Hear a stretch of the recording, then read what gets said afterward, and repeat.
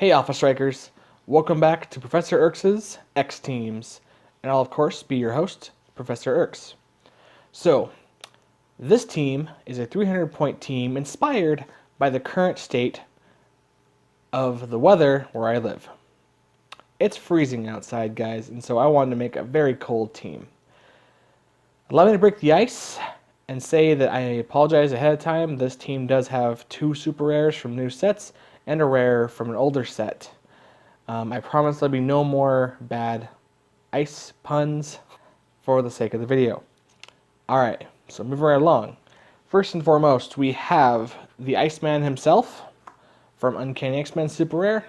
Ignores characters, flies, makes ice tokens, is a great attacker. Next to him, we have Mr. Freeze from Joker's Wild at 90 points. Also has his own Ice Wall marker, and has Pensai and that awesome Batman enemy team ability. So that's great. Next to him, we have from the Flash set, Captain Cold, 100 points of pure Mr. Snart. So that's the team, guys.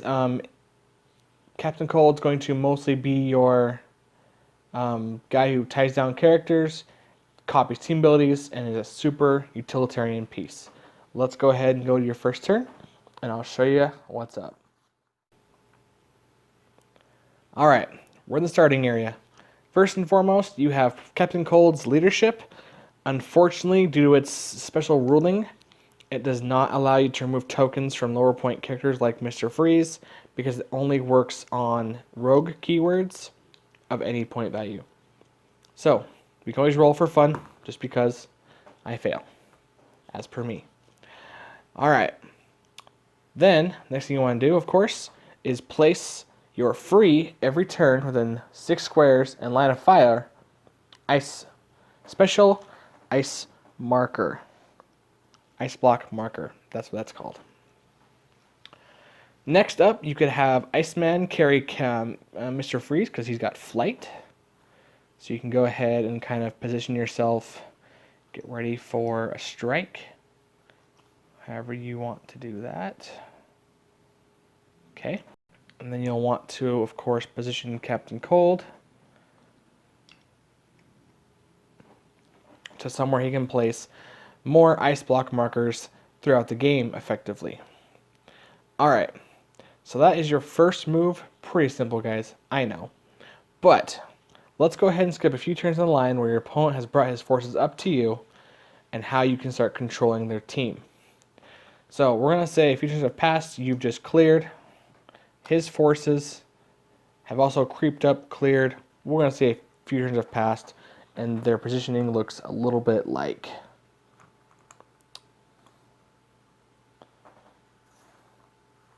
We'll say like this. Oh look, all the enemies have fire. Seems kind of on point, wouldn't you say? Alright, so here's how you can go about controlling your opponent's figures. First thing you can do, always remember leadership, just because it's a good habit to get into. Succeeds. Alright, then we can go ahead and place down a special marker on top of or next to this guy. And since even though he flies, it's not a blocking terrain marker, it counts as a character with plasticity, so he'll have to break away. And that -2 to his breakaway roll is going to hurt. He is basically stuck there. Next, you can go ahead and move with Mr. Freeze. You can go ahead and sidestep to a good position. Let's see what we have here. I think Iceman's going to take care of this guy. Let's go ahead and have Mr. Freeze and Captain Cold take care of Heat Wave. Perfect.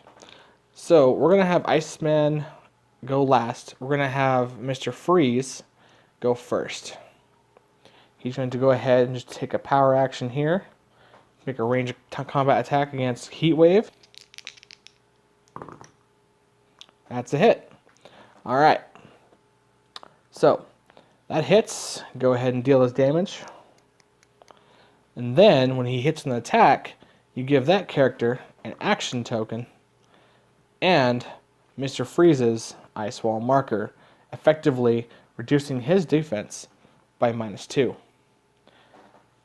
Alright, so next we want to have Captain Cold see if he can finish off his emissary there.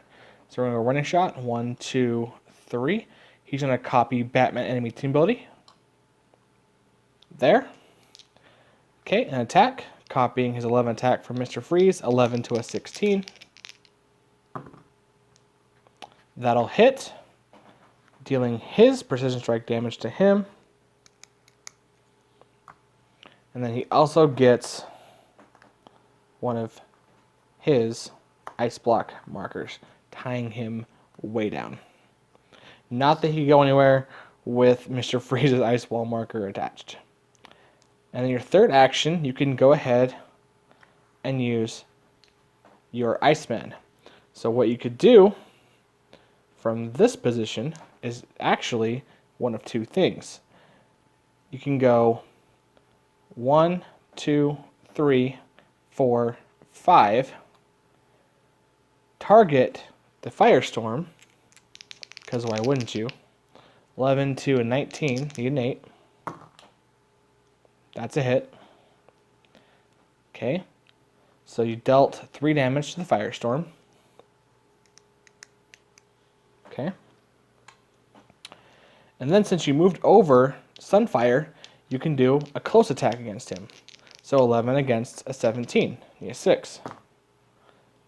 Also a hit. At that point, you can then give him Iceman's Ice Wall marker, making it so that character can't be given actions, moved, placed, and can't be attacked no longer this turn. And that's okay.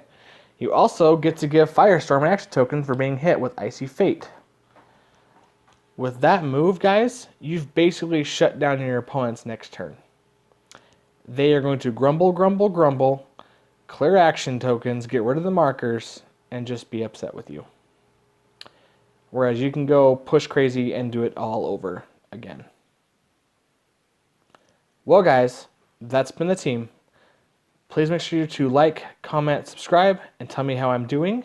And if you guys do play this team, or any variation of it, I want to hear about it. Tell me how it did. I'd love to hear your stories, guys. They are so much fun. See you guys in the next one. And remember, strike first and strike hard.